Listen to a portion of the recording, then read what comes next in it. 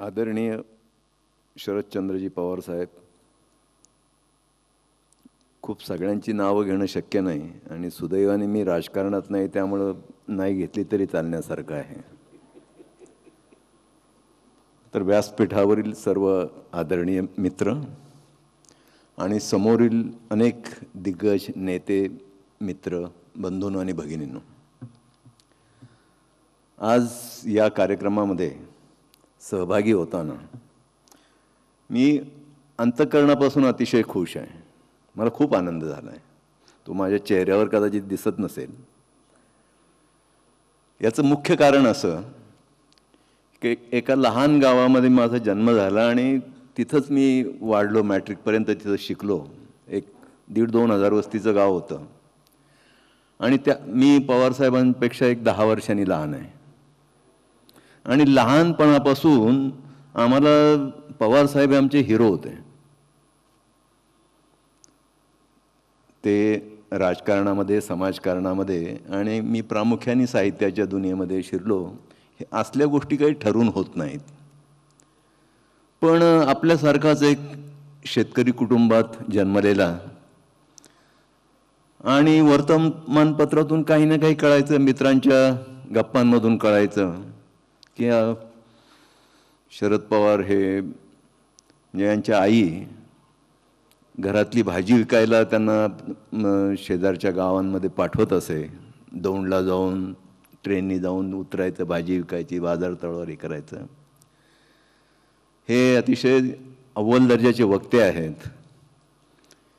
कॉलेजमध्ये शिकत असताना प्रत्येक कॉलेजामध्ये यांना मानणारा असा गट होता आणि तो सहसा निवडणुकीत विजयी होत असे. सहसा म्हणजे 100% होत असे. पुढे यशवंतरावांनी त्यांना आपला मानसपुत्र मानलं. आमच्या लहान वयामध्ये सगळीकडेच, संपूर्ण महाराष्ट्रामध्येच यशवंतरावांच्या विषयी अतिशय श्रद्धेचं एकूण वातावरण, माहोल होता. आणि आपला मानसपुत्र म्हणून, राजकारणातला आपला पुढचा वारसदार म्हणून त्यांनी ठणठणीतपणे, निश्चितपणे एखाद्या तरुणाला निवडावं, ही केवढी सुंदर गोष्ट. आम्हाला त्यामुळे खूप सतत कुतूहल असायचा. मुद्दा असा आहे, आपल्याला माहिती आहे की यशवंतरावांच्यामध्ये ज्या अनेक गोष्टी त्यांच्या व्यक्तिमत्वात होत्या, त्यात सुसंस्कृतता, अभिजात सुसंस्कृतता ही फार मोठी गोष्ट होती. म्हणजे जशी विद्वत्ता, देशप्रेम, तळागाळातल्या लोकांविषयीची आस्था, ह्या गोष्टी तर होत्याच. पण ही फार महत्त्वाची गोष्ट आहे राजकारणामध्ये वावरताना, समाजामध्ये वावरताना. मला आठवतं मी पुण्यामध्ये MSc करत होतो, बहुधा 72 साल असेल. आणि पवारसाहेब ज्या संस्थेमध्ये, त्या MES संस्थेचं काहीतरी रौप्य महोत्सव किंवा काहीतरी असेल, मला आता नेमकं आठवत नाही. आणि त्या MES कॉलेजच्या आवारामध्ये एक असा कार्यक्रम चालू होता आणि सहज कुतूहल म्हणून मी तिकडे गेलो. तर तिथं स्टेजवर समोर यशवंतराव बसलेले, पवारसाहेब बसलेले होते, जरा बाजूला बसले होते, तरुण होते त्यावेळेला अगदी. त्या काळातली ती बेल बॉटम पॅन्ट वगैरे असं काहीतरी बहुधा असावं त्यांचं.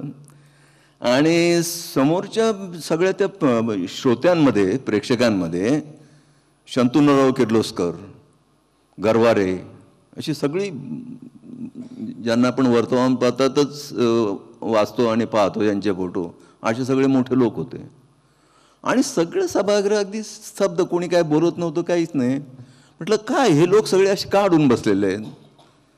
तर जरा वेळाने समोरच्या बाजूनी एक वृद्ध गृहस्थ असे ताट चालीने येताना दिसले. आणि त्यांना बघताच यशवंतराव, जे देशाचे बहुधा गृहमंत्री त्या काळात असतील, ते खाली उतरले आणि त्या गृहस्थांना बरोबर घेऊन स्टेजवर गेले. तर मी म्हटलं कोण आहे. तर ते म्हटले ते रँगलर महाजनी आहेत. म्हणजे ज्ञानवंताचा, बुद्धिवंताचा आदर राजकर्त्यांनी कशा पद्धतीने ठेवावा, त्यांना नेऊन तिथं बसवलं आणि मग ते त्यांच्या शेजारी बसले. मला ही कायम माझ्या मनावर तो असा एक ती म्हणजे न विसरण्याजोगी अशी ती आठवण आहे.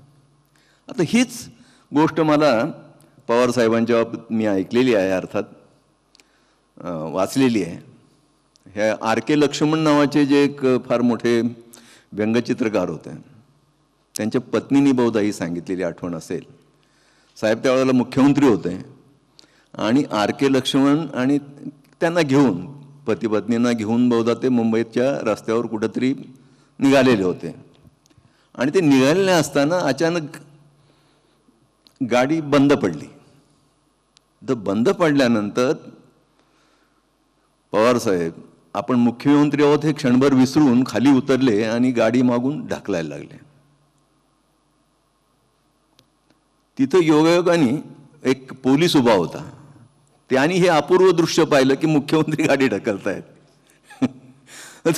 त्यांनी येऊन पुढं जास्त काय पहिली प्रतिक्रिया त्याची अशी पाहिजे ना की साहेब तुम्ही बाजूला व्हा, मी गाडी ढकलतो. तर ते नाही, त्यांनी कडक सॅल्यूट मारला. तर मुख्यमंत्री त्याला म्हणाले की बाबा मला तू सॅल्यूट मारू नकोस, गाडीमध्ये मोठा माणूस बसलेला आहे त्याला नमस्कार कर. तर हे जे सुसंस्कृतपण आहे, स्वाभाविक सुसंस्कृतपण आहे, हे सगळ्यांच्या अतिशय अपवादात्मक अशा माणसांच्या ठाईच ते असतं, त्यांच्या ठिकाणीच ते असतं. आणि अगदी अनेक गोष्टी, म्हणजे कितीतरी गोष्टी बोलता येतील. हमीद दलवाई सारख्या मित्राला, कार्यकर्त्याला स्वतःच्या घरात ठेवणं, त्याच्या दुर्धर अशा आजारामध्ये त्यांची काळजी घेणं, अशा कितीतरी गोष्टी सांगता येतील. पण एक उत्तुंग व्यक्तिमत्व म्हणून त्यांच्याविषयीचा आदर, जरी मी जीवनाच्या वेगळ्या क्षेत्रात काम करत राहिलो तरी मनात तो कायम राहिलेला आहे. तो व्यक्त करण्याची संधी या निमित्ताने मिळाली, हा एक महत्त्वाचा भाग आहे. कारण ज्या क्षेत्रामध्ये, साहित्याच्या दुनियेमध्ये मी काम करतो, ते शक्यतो या मोठ्या लोकांपासून दूर राहणं हे सोयीस्कर असतं, असा माझा अनुभव आहे. याचं कारण असं आहे की आपल्याला जर स्पष्ट बोलायचं असेल, आपल्याला मोकळेपणाने आपली लेखणी चालवायची असेल, तर त्यासाठी काही पथ्यही पाळणं आवश्यक असतं. म्हणजे यांची काय ओळख टाळायची अशातला भाग नाही, पण सहजपणे झाली तर काय टाळायचं कारण नाही. पण जाऊन भेटायचं आणि ओळख करून घ्यायची हे काही माझा स्वभाव नव्हता. म्हणजे खरं म्हणजे इतक्या प्रसंग आलेले होते. अगदी गुलाबराव शेळके जे माझे अगदी जवळचे नातेवाईक, मी सहज त्यांच्याबरोबर जाऊ शकलो असतो. एकदा तर असं झालं की त्यांच्या घरी मी होतो आणि साहेबांचा फोन आला त्यांना, आणि त्यांच्याविषयी जाईन बोलत होतो. तर शेळके म्हटलं की चला मग आता मला बोलवलं आहे साहेबांनी, तर आपण दोघंही जाऊया. म्हटलं तुमचं काम काय असेल, माझं काही काम नाही, तर मी कशाला भेटायला येऊ. अशा अनेक वेळा येऊन गेल्या. पण आज म्हणजे आपण व्यासपीठावर आणि साहेब समोर अशा याच्यामध्ये असणं हे जरा चमत्कारिक वाटतंय, पण छान आहे. या ठिकाणी अनेक जे भोंगळेंनी जे संपादित केलेलं काम आहे, फार मोठं काम आहे. याचं कारण तुम्हाला सांगतो की शब्दांकन करणं ही सोपी गोष्ट नाही. म्हणजे तो जो बोलतो, जो भाषण करतो, त्याचा स्वर, नुसते शब्द नाहीत, तर तो शब्दांकन करणाऱ्याला मनामध्ये जिरवावा लागतो. कारण तुम्ही काही शब्दशः सगळे लिहू शकत नाही. आता हल्ली वेगळ्या वेगळ्या सोयी झालेल्या आहेत, त्यामुळे ह्या आता शक्य आहे ते. पण ज्या काळात आपण केलेलं असेल त्यावेळेला त्या सगळ्या सोयी नसतील सुद्धा कदाचित. त्यामुळे आपण जे काम केलं ते फार महत्त्वाचं आणि मोठं काम आहे, आणि ते जास्तीत जास्त नेटकेपणाने निर्दोष व्हावं याच्यासाठी अधिक काळजी घेण्यासाठी मी आपल्याला आणखी शुभेच्छा देतो. कारण ही महत्त्वाची कामं असतात आणि ही जास्तीत जास्त निर्दोष होणं हे फार महत्त्वाचं आहे. घाईघाईने ओढून करण्याची ही कामं नाहीत. एवढं मी, आणि अशा परिस्थितीमध्ये आपण अत्यंत मौलिक असं काम हे केलेलं आहे. म्हणजे माझा स्वतःचा अनुभव आहे. एकाने माझी मुलाखत घेतली एका दिवाळी अंकासाठी, तर त्यांनी असं शब्दांकनच केलं. शब्दांकन केल्यानंतर त्यांनी मला ते पाठवलं, बाबा हे असं असं आहे. तर म्हटलं हे नाही चालणार. म्हटलं मी ह्या शैलीमध्ये बोलतच नाही, असं व्हायला होतं वगैरे असलं काय मी बोलत नाही. मी देशी माणूस आहे, मी माझ्याच पद्धतीने बोलणार आणि ते तसं झालं पाहिजे. ते मला रद्द करायला लागलं. म्हटलं नाही कारण शेवटी कुठंतरी संदर्भ म्हणून वापरला जाईल हे होईल, आणि हे माझ्या नावावर या प्रकारची भाषाच मी बोलत नाही तर हे कसं चालेल. आणि म्हणून मी मगाशी म्हणालो की तुम्ही पवारसाहेबांच्या बरोबर अनेक वर्ष आहात, त्यांच्या बोलण्याची शैली तुम्हाला परिचित आहे आणि त्यामुळं हे शब्दांकन करणं आपल्याला तुलनेने सोपं गेलेलं असेल. आता या पुस्तकामध्ये आपल्याला एक गोष्ट लक्षात येते की या माणसाचा जो आवाका आहे हा अपवादात्मक अशा नेत्याचा आवाका आहे. जीवनाच्या सगळ्या क्षेत्रामध्ये त्याला नुसतं रस नाही तर त्याला ते खोलवर जाऊन प्रत्येक गोष्ट त्यांनी अभ्यासलेली आहे. आता मला हे माहिती आहे की अनेकदा राजकीय नेत्यांना भाषणं लिहून दिली जातात, लिहिणारा वेगळाच असतो आणि हे फक्त वाचतात. पण ही भाषणं ऐकताना माझ्या लक्षात असं आलं की ही लिहून दिलेली भाषणं नाही आहेत. ही जे विषय ज्या गोष्टी आपल्या जगण्याचा भाग झालेल्या आहेत, चिंतनाचा भाग झालेल्या आहेत, त्या अतिशय सहजपणे स्वाभाविकपणे अत्यंत ओघवत्या शैलीमध्ये इथं मांडल्या गेलेल्या आहेत. आणि ही मला फार महत्त्वाची फार मोठी गोष्ट वाटते. तर याच्यामध्ये आपल्याला साखर उद्योग असेल, द्राक्ष असेल, फळांची लागवड असेल, शेतीचे अनेक प्रकारचे प्रश्न, पाण्याचे प्रश्न, अशा अनेक गोष्टी आहेत. राजकीय काही प्रश्न आहेत त्या काळातले. खरं म्हणजे हा जो काळ जो आपण निवडला आहे 88 ते साधारणतः 96, तर हा जागतिक पातळीवर आणि विशेषतः भारताच्या दृष्टीने फार महत्त्वाचा काळ आहे. कारण 90च्या दशकामध्येच ते खाऊजा जे आपली अर्थव्यवस्था आपल्याला दुनियेला खुली करायला लागलेली आहे. आणि त्या काळामध्ये महाराष्ट्राविषयी शरद पवार काय विचार करीत होते, कशा पद्धतीने महाराष्ट्र ते बघत होते, कुठल्या पद्धतीचं त्याचं चिंतन होतं, याची माहिती देणारा हा अत्यंत मौलिक असा दस्तऐवज आहे आणि त्याच्याकडे त्या पद्धतीने पाहिलं पाहिजे. असं पाहून त्याचा अभ्यास केला पाहिजे असं मला एक मनात येतं. इंग्रजी माध्यमाच्या शाळांसंबंधी आता उल्लेख झाला, इंग्रजी विषयासंबंधी उल्लेख झाला. मला वाटतं माझ्या आणि साहेबांच्या मतामध्ये फारसा काय त्यात फरक नाही. फक्त ज्या प्रकारचं सरकारी धोरण आपण मंडळीने स्वीकारलं याच्यावर माझा खाजगीमध्ये ते जे मंत्री होते रामकृष्ण मोरे यांच्याशी वाद झाला होता. काय आहे की इंग्रजी माध्यमाच्या शाळा खूप निघालेल्या आहेत, अगदी तालुका पातळीवर खेड्यातही निघालेल्या आहेत. शिक्षक कुठे आहेत? उत्तम इंग्रजीत बोलता येणारे शिक्षक नाहीत. मुळामध्ये जी मातृभाषा तुम्हाला परंपरेने 1000 वर्षाची परंपरा म्हणजे आयती तुम्हाला घेऊन आलेली असते आणि ती उपलब्ध असते तुम्हाला ज्ञानाच्या वहनासाठी, तर ती सोडून जिचं काहीच माहीत नाही अशा भाषेमध्ये ज्ञानाचं ग्रहण करणं शक्यच नाही. जगभर शिक्षणाचा जो सिद्धांत आहे प्राथमिक तो हे सांगतो की शिक्षण सगळ्यात सुलभ हे भाषेतून होतो. मातृभाषा म्हणजे नुसता शब्दांचा समूह नाही तर हजारो वर्षांचा ज्ञानाचा साठा आपोआप आयता त्या बाळाच्या आईच्या मुखातून त्याच्याकडे येतो. म्हणजे मी एका शाळेमध्ये मला त्यांनी बोलवलं प्रमुख पाहुणे, इंग्रजी माध्यमाची शाळा होती. म्हणजे अधिक तपशील सांगितले तर आमचे थोरा साहेब म्हणतील त्यांच्या लक्षात पण येईल कोणती शाळा आहे ती, कारण ते आणि आम्ही एकाच गावचे आहोत. ते आमचे नेते आहेत. तर त्या शाळेमध्ये मी गेलो आणि ते जे मुख्याध्यापक तेव्हा हल्ली प्राचार्य म्हणतात ते प्रिन्सिपल, तर त्यांनी भाषण केलं आंग्ल भाषेमध्ये. आणि मला लक्षात आलं की आता मी आयुष्य माझं इंग्रजी भाषेत वावरण्यात गेलेलं ना, मास्तर की फिजिक्स शिकवलं मी, ते उपलब्ध नव्हतं मराठीमध्ये त्यामुळं. तर ते त्यांचं भाषण झाल्यानंतर जे प्रमुख शाळेचे संचालक होते त्यांनी माझ्या कानात सांगितलं, आपण मराठीत बोललं तरी चालेल.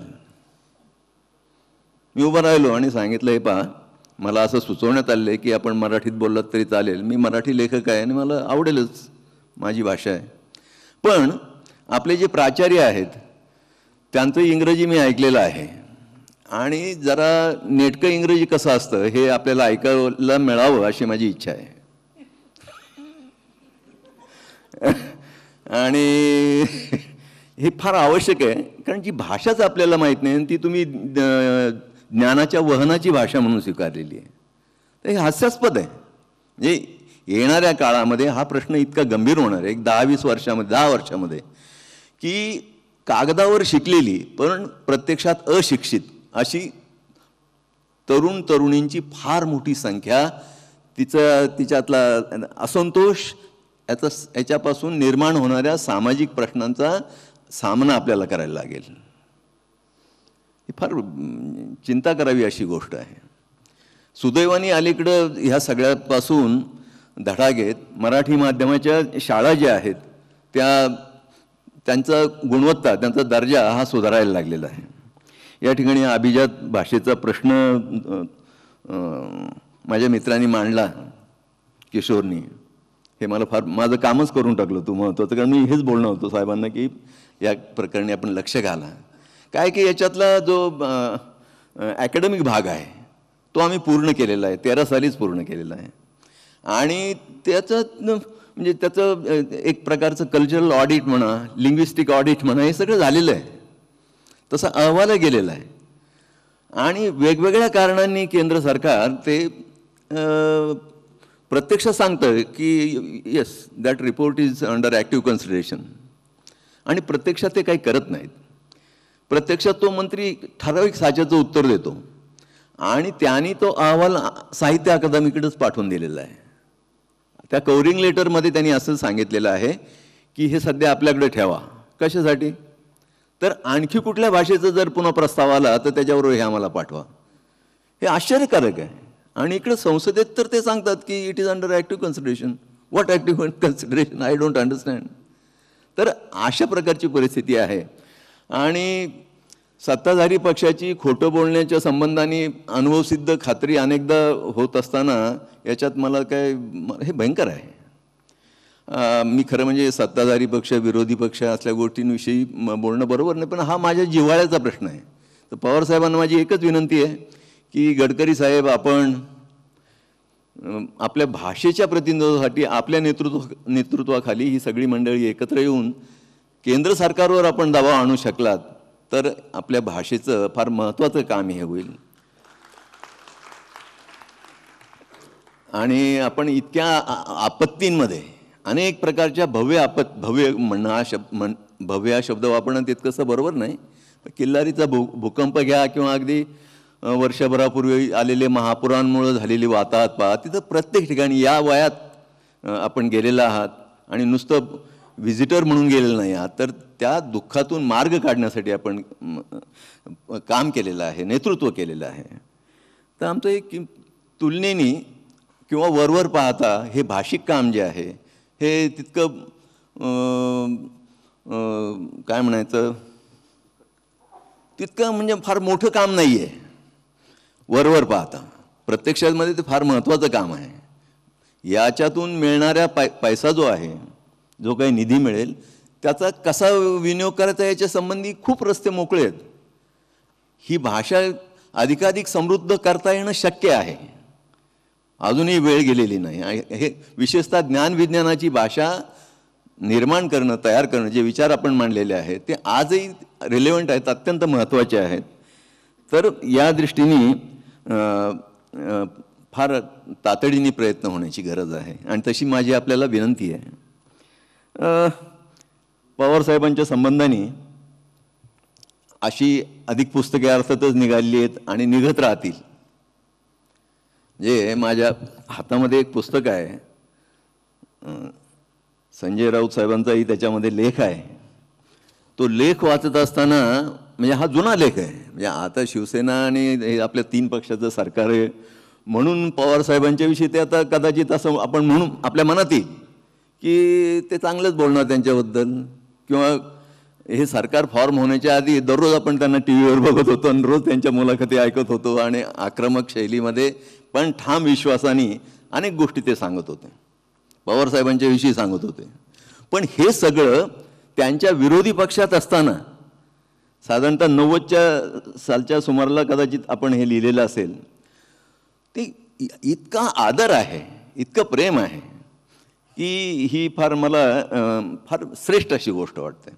आणि आहे, आपल्या देशामध्ये सुसंस्कृतता आहे, म्हणजे साहेबांच्या एका भाषणामध्ये राजीव गांधींच्या सुसंस्कृततेचा उल्लेख आहे की राजीव गांधी पंतप्रधान असताना काँग्रेस वर्किंग कमिटीच्या मीटिंगमध्ये अनेकदा कदाचित समजा की PV नरसिंहराव यांच्यासारखे वयोवृद्ध नेते उशिरा आले तर हे स्वतः त्यांना तिथं खुर्ची बसायला देत असत. अरे, आणि सहजपणे म्हणजे कोणालाही बोलून ते सांगू शकले असते, पण नाही.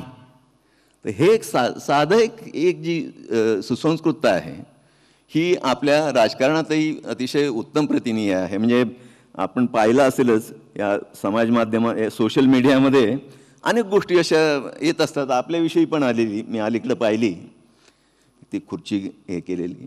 तर ह्या मूर्ख लोकांना हे समजत नाही की याच्यात सुसंस्कृतता आहे साधी. ह्या इतका ज्याच्याविषयी आपल्याला अतिशय आदर वाटतो, वडीलधारा माणूस आहे, मोठा माणूस आहे, आधुनिक काळातला यशवंतरावांच्या नंतरचा महाराष्ट्रात कुठूनही निवडून येण्याची क्षमता असलेला एकमेव माणूस आहे. तर एक साधा आदर म्हणून त्यांना खुर्ची समोर जर धरली तर ही आपल्या मनाचं मोठेपणे तुम्ही माझ्यासारखेच इतरांचा आदर करणारे आहात असं मी म्हणेन. मी असं म्हणालो की ज्यांचं जीवनाच्या सगळ्या क्षेत्रामध्ये यांची मोठाली कामं आहेत यांच्याविषयी पुस्तकं निघत राहतात, पवारसाहेबांविषयी निघत राहतील. ती अधिकाधिक चांगली, उत्तम, गुणवत्तापूर्ण, अधिकाधिक अभ्यास करणारी अशी निघत राहावीत. त्यांना त्यांच्या वाढदिवसानिमित्त मी शुभेच्छा देतो आणि श्री बोंगळे यांचं अभिनंदन करतो. धन्यवाद.